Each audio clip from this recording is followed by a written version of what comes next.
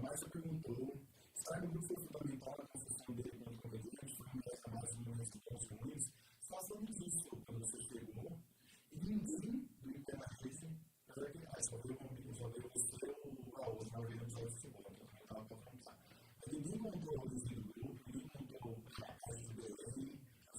Eu gosto da versão do Vitor, quando ele conta isso. Porque ele fala que eu era o melhor da noite. Não, cara, a minha origem, né? Wolverine origem. Foi... Eu tava primeiro ano de faculdade de comunicação social, lá em Belém. E aí me mandaram o link de um vídeo. Aí era Rafinha Bastos, né? Aquela casamento lá, não lembro qual dos vídeos. Algum desses aí. Eu devo ter assistido todos, né? Que tinha na hora. Então também não lembro qual foi o primeiro. Aí eu vi e aquilo explodiu a minha mente, assim. Tipo assim, cara, que é isso, bicho? Que é isso? O cara tá contando piada e não é do papagaio? É ele tá falando ele mesmo. Cara, eu não consegui compreender como aquilo existia, assim. Falei, cara, isso é maravilhoso, maravilhoso. E aí eu tentei consumir mais disso, assim, na época, no computador da faculdade, que era comunicação social, né? Então tinha computadores ali maneiros. Porque eu acho que eu não tinha computador, não tinha internet, essas coisas. Não... e aí eu consumi, e aí eu falei, por um acaso, assim, de querer mexer, né? Entrar em sites. Agora eu tenho um computador e internet na faculdade. E aí eu entrei no site do Rafinha, vi que aí tinha um site, entrei no site do Rafinha. E aí ele, por um acaso, ia fazer show em Belém. Isso não tinha nem CQC. Ele ia fazer um show em Belém. Eu falei, cara, esse cara que eu nunca vi, que eu não sabia nem que existia esse formato, vai fazer um show em Belém, eu preciso ir. Que foi tudo na empolgação, assim, sabe? E aí eu fui assistir e o Rafinha aí fez 3 sessões lotadas em Belém, sem CQC. Só com aqueles 5, 4 vídeos lá que ele tinha na internet. E aí foi mais louco ainda. Eu falei, cara, todo mundo conhece esse cara, que isso, bicho? O teatro tudo grande, 400 e poucos lugares. Assim. Depois eu fui fazer show, nesse teatro, maneira. Da hora. Mas foi bacana, assim. E aí eu lembro que eu tava falando do celular, toque, polifunk, sei lá. Eu lembro que eu levei o meu MP3 que gravava áudio, né? Tinha algum MP4, MP3, sei lá, que gravava áudio. E aquilo era tão absurdo e era tão escasso na época que eu gravei todo o solo do Rafinha. Caralho, que da hora. Enquanto eu sentei, né, pra ver. E aí eu liguei e fiquei segurando aqui, ó. O celular, o MP3, sei lá, o gravador. E aí eu gravei tudo e depois eu perdi, né? Logo depois, um mês depois, sei lá, eu perdi. Mas eu lembro de ter gravado porque eu queria consumir aquilo, eu queria ver como é que eu vou ouvir. Não vou lembrar de todas as piadas, eu queria ver e tal. E aí eu lembro de ter saído, eu tinha uma namorada na época, e aí eu lembro de ter saído e falar, cara, eu queria muito fazer isso. Ela falou, até parece. Porque era realmente muito distante. Era muito distante de mim aquilo. Tipo assim, como é que começa? E aí? Tem um teatro lotado. Como é que eu convenço as pessoas a pagarem dinheiro? Eu nunca nem entrei num teatro, assim, de tipo, camarim, coxia. Como é que fala? Como é que aluga? Nada. Era muito, muito, muito distante. Muito, assim, muito impossível. Coincidentemente, logo depois, nesse show, não lembro se na mesma sessão. Acredito que o Murilo tava também. Vocês não conheciam? Não. E aí... Porque era quase um evento, quem conhecia e sabia que ia ter, foi, assim, com certeza. Porque não ia ter de novo, assim, tão cedo. E aí, passou um tempo, o meu pai veio falar, ó, e tem um conhecido meu, um colega meu aí, que vai abrir um clube de piada. Que da hora. Que era o Clube da Piada. E aí ele chamou pra inauguração, tu quer ir? E eu já tinha falado do meu pai, porra, será que vai ter stand-up e tal? Aquele negócio que eu contei pro senhor, que é, não sei o quê. Falou, não sei, vamos ver e tal, a gente chegou lá. Aí eu lembro, cheguei lá, e aí teve o show de piada desse cara, do dono, que é o Serginho Cunha.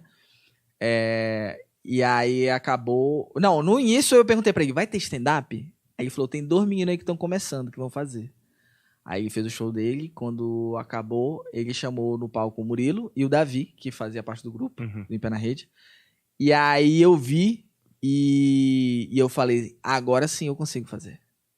Porque essa bosta aí eu consigo. Não, é porque assim, eu vou explicar. Os meninos já estavam indo bem. Hoje eu consigo avaliar que já era algo incrível, assim, já era muito legal. Mas quando eu comparei o Rafinha, que já tinha uma carreira, que tinha um solo, que tava um teatro lotado, com a plateia na mão, né? Porque queriam ver ele, queria ver ele falar. E eu vi aquele show, e eu vi 2 moleques fazendo aquilo pela primeira vez, mal sabendo construir setup punch. Era a primeira vez deles aquilo. Cara, eu acho que era tipo segunda. Sei. Mas é praticamente... O Murilo acho que já tinha feito pra câmera, coisa do Rafinha, não lembro exatamente a ordem, assim. Mas era assim, com certeza a segunda, no máximo terceira. Aí depois eles saíram, eu falei, cara, e aí, como é que eu faço pra... Hoje eu brinco falando que era uma bosta, né? Mas na hora eu falei assim, cara, que legal, como é que eu faço pra fazer? Aí o dono falou assim, vem aí, semana que vem e faz. Eu falei, o quê? Como assim? Tu não vai me dar uma dica, nada? Como que faz, Como é que o cara vê um show e fala, e aí, como é que canta? Exato. Amanhã sobe aí no palco pra essa plateia. Exato. Não, nunca me dá qual música? Como é que sabe? Me Não dá sei um nada. dó, né? O que é? O que eu canto? O que as pessoas gostam? Cara, assim, muito perdido. E aí, na outra semana, quando eu fui, tava os meninos e tava também o Vitor Camejo e o Osmar Campos pela primeira vez. Cara, que louco. Aí nesse dia a gente... Nesse dia, eu lembro até hoje, tinha só a gente com as namoradas da época, na plateia. Então era a gente fazendo pra gente mesmo. Se eu não me engano, tinha uma mesa a mais que era público mesmo. Uhum. Mas era a gente fazendo pra gente mesmo. Só que era tudo tão novo que era muito legal ver, porque a gente não era comediante. Uhum. Porra, a gente subiu, né? Não dá pra ser... Então a gente tava admirando, não era igual o Open vendo show de Open, que o Open hoje em dia já tem uma cabeça de já ver uma galera e tal, então já vê mais avaliando. A gente tava se divertindo mesmo. Então a gente acabou ali a apresentação, o Osmar fez 40 minutos. Caralho. Não, mas assim, horroroso. Horroroso porque a gente não tinha noção, assim, do bagulho. O Osmar foi tentar fazer estrofe por estrofe de Eduardo e Mônica.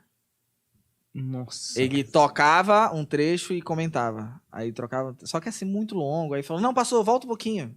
Tipo, sem sincronização, sem nada. Não é nada. A gente tava tentando aqui se divertir, os moleques tentando se divertir. Ele tocava no som, não tocava.